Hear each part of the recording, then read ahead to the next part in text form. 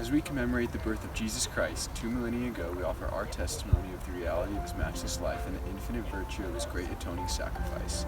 None other has had so profound an influence upon all who have lived and will yet live upon the earth. He was the great Jehovah of the Old Testament, the Messiah of the New. Under the direction of his Father, he was the creator of the earth.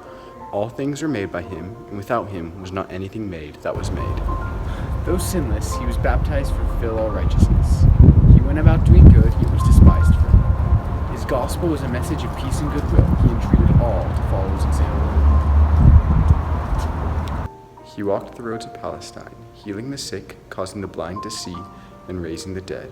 He taught the truths of eternity, the reality of our premortal existence, the purpose of our life on earth, and the potential for the sons and daughters of God in the life to come. He instituted the sacrament as a reminder of his great atoning sacrifice. He was arrested and condemned on spurious charges, convicted to satisfy a mob, and sentenced to die on Calvary's cross. He gave his life to atone for the sins of all mankind. His was a great vicarious gift on behalf of all who would ever live upon the earth. We solemnly testify that his life, which is central to all human history, neither began in Bethlehem nor concluded on Calvary. He was the firstborn of the Father, the only begotten Son in the flesh, the Redeemer of the world. He rose from the grave to become the first fruits of them that slept. As risen Lord, he visited among those he had loved and life. He also ministered among his other sheep in ancient America. In the modern world, he and his Father appeared to the boy Joseph Smith, ushering in the long-promised dispensation of the fullness of times.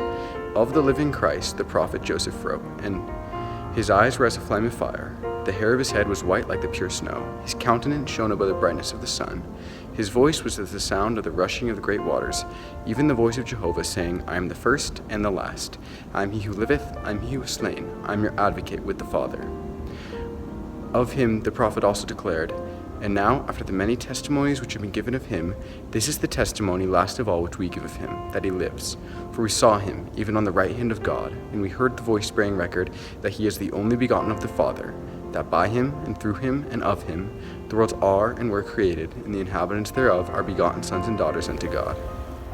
We declare in words of solemnity that his priesthood and his church have been restored upon the earth, built upon the foundation of apostles and prophets, Jesus Christ himself being the chief cornerstone.